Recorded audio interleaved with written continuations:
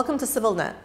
My guest today is Professor George Bournoutian, who is a senior professor of history at Iona College in New York. But Professor Bournoutian also is an avid collector of classical music, aficionado of film, and has for the last 30 or so years in his academic life done something that no one else has done, and that is that he's dealt with the primary sources in Persian, in Russian, about our region, about Karabakh, about Armenia, about the Caucasus, and translated annotated versions of them, published them for the academic community. And as such, he is as much a player in the resolution of the Karabakh situation as the diplomats and others in the international arena. Professor Bournoutian, George, welcome to CivilNet. Thank you, it's my pleasure. Let's start with basically today. How does something like the Safarov situation is a polite word, Safarov mess, affect academia? Well,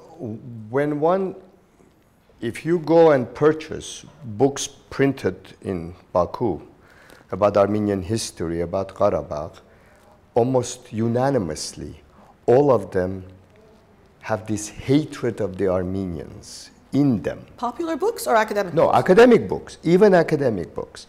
Most of them, this is new, but when I mean new, it started in 1988 after the demonstrations there. Prior to that, I have copies. As I'm sure you know, I've been to Armenia since 1968. In 1972-74, I was an IREX fellow, and in those days, things were much easier. I used to go to Baku, and they used to invite me to the archives, and they gave me, I have microfilm copies of Tarikh Karabakh by Mirza Jamal Javanshir, Karabakh Name by Mirza Ali Gözelbek, in Persian. Of course, there was no Azeri alphabet until the 20th century. So all of this was in Persian. And they gave me microfiche, and they had published these in Russian and Azeri translations. Already by the 70s? No, in 1950, 59 to 60. And in all of these documents, which were written in the 19th century by the secretaries, by the Monshi, by the historians of what was not Azerbaijan at that time, but the territory of Azerbaijan, they all mention that Shushi had an Armenian population from old times, that Armenians were here, to talk about the Meliks, all of that was there. But they were printed in very, very small quantities. I had them, thank God, because I could read Russian, and I even read a little Azeri. So I got all of those material. I took it with me to the US, including the original microfiche. Then in 1988, suddenly, I was at the university, and because there are not many specialists who can read it, new editions of the same books appeared, minus thousands of copies, minus the word Armenian. I was shocked because changing primary, and this is by academics. And these are primary sources we're primary sources, and it was written by doctor candidates of the Academy of Science of Baku. You know, these are not, not that there's anything against journalists, but these are not journalists or politicians. These were academics. I was shocked. We've never done that. The only time it was done was during the Stalin period, when the picture of Trotsky was removed from Lenin and Stalin was inserted. Suddenly Stalin became the body of policy. Lenin. As policy. So, and they began other things in the journals, not just in academics, but on television, etc. Armenians never existed in Karabakh. Armenians are newcomers. In fact, Yerevan is ours, Sevan is ours, everything. These are interlopers. They have come in. And when you pump the population like this, and the academics also, their own students, in the military, in the academies, begin believing it. They really believe it. That's the problem. And so you have this hatred, so somebody would, but that hatred like that, to kill somebody with an axe when somebody is asleep, Muslims, in Muslim religion, it's not allowed. So that was, so what I did eventually is, knowing that this is happening, I was the only one, I'm still the only one. Not because I'm very good, but because I can read Persian. So I ended up getting the original material, and I began translating and publishing all of these with footnotes saying this word is absent from the Baku edition. That's what I've been doing. And recently, because I wanted to know the exact population. We know, Armenians know that we were there. Or every intelligent person knows history. There are churches there, there's a new Tikranager there, there's Khachkars there. Obviously, we were there. Although the Azeris are saying these are Albanian, these are not Armenian. Okay, fine. So in Turkey, they say they were from the moon. It doesn't matter. Exactly. But I wanted to know a neutral source. I knew there was an 1823 survey done in Karabakh, 5 years before Turkmenchai, because the Azeris are saying Armenians began coming after Turkmenchai. Slowly they came in, and the way they say, with the help of the Armenian church, they purchased land from the poor Azeris. There were no Azeris at that time, such word did not exist, but fine. And they eventually came in the thousands. Not true. So I wanted an official, and I knew there was a survey, Описание Карабахской провинции, составленное в 1823 году. Okay, 1823, this survey. It was impossible to find. Very few copies were done. It's a huge 330-page survey in 35 registers done by Russians who interviewed the local population, went to every village. Not just Nagorno-Karabakh, but the whole Karabakh province, which included at that time Zangezur, all that area, one by one, which village was Armenian, which village was Tatar, that was the word, and which area was nomadic. The nomads were the majority, and they were in the lowlands, on the borders.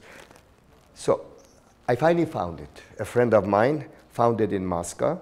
There is a copy in Yerevan, but in very bad shape. There are some copies in Tiflis, in the archives. Baku has a few.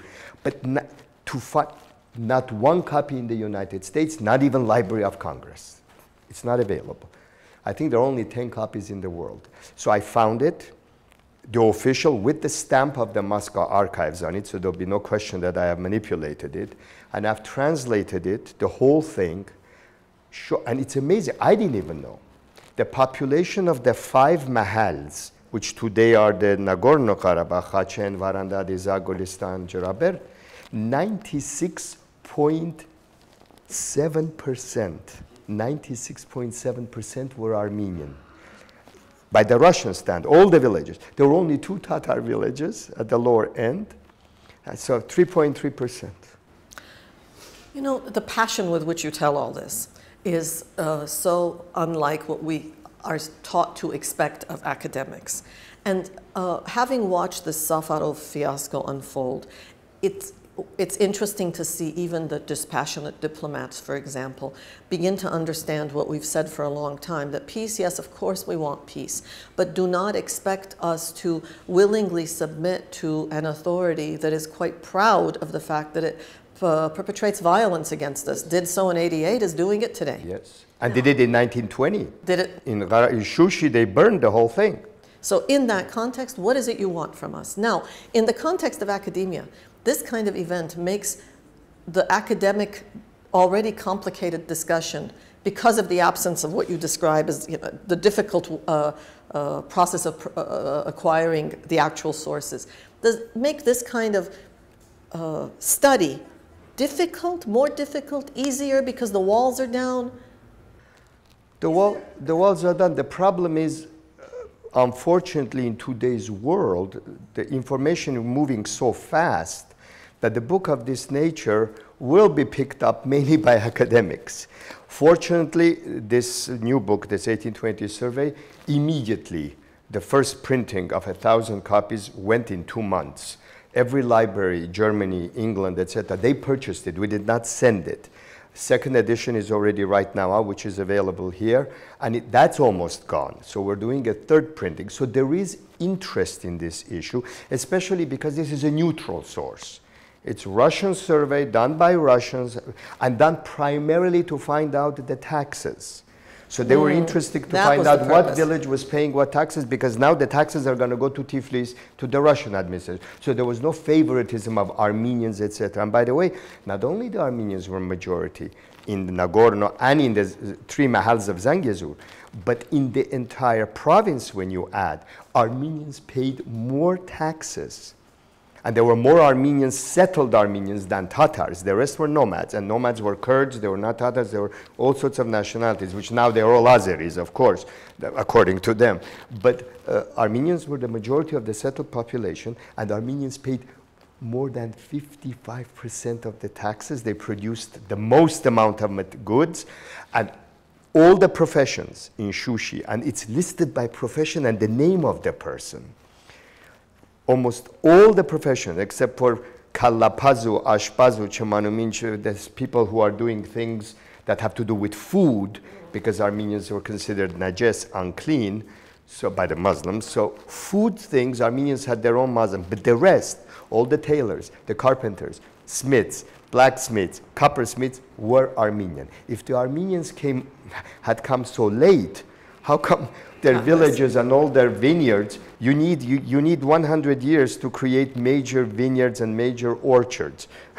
What idiot could not understand this, that when the Armenians had this much production, unless they were miracle workers, to produce this. Do you have students following in your footsteps? No, that is the tragedy. The tragedy is that my school goes only to masters. And as I'm sure you're aware of, the problem in the United States is that Armenian history, Armenian studies were not considered, at least not good enough, but important enough. Significant for the universities to create programs. Turkish studies, Arab studies, even Jewish studies, all other studies, Persian studies, have normal departments without chairs. They don't need a chair. When the Armenians came and said, we wanted it from long time ago, they said, you want it?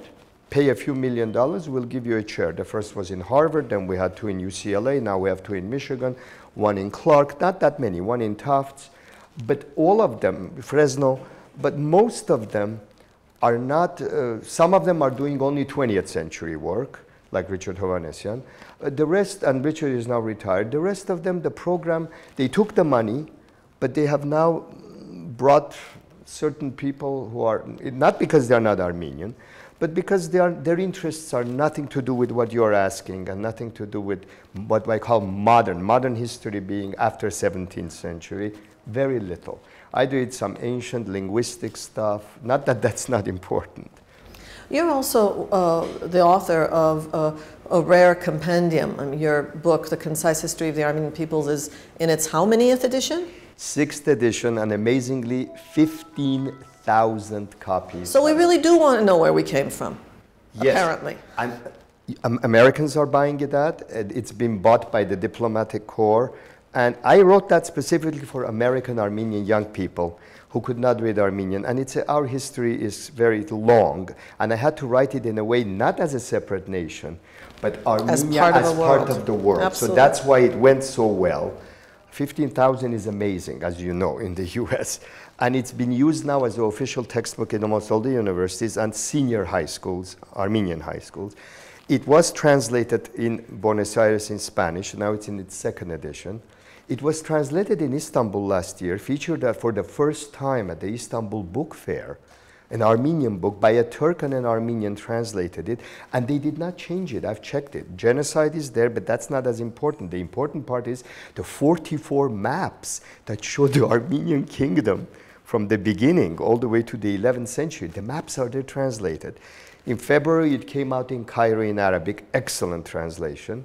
I just signed a contract in Tokyo for a Japanese. And surprise, surprise. Yes, surprise, surprise. And now, thanks to the AGBU, it was translated by Artsvi Bakhchinyan, and it's been presented today at 5 o'clock, and people will receive free copies. And the rest is going to go to all the bookstores in Yerevan, Armenian translation.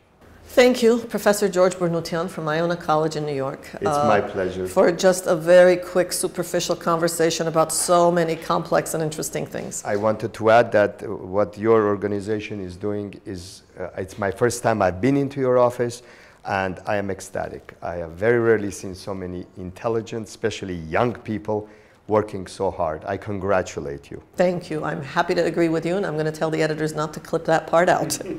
You've been watching CivilNet.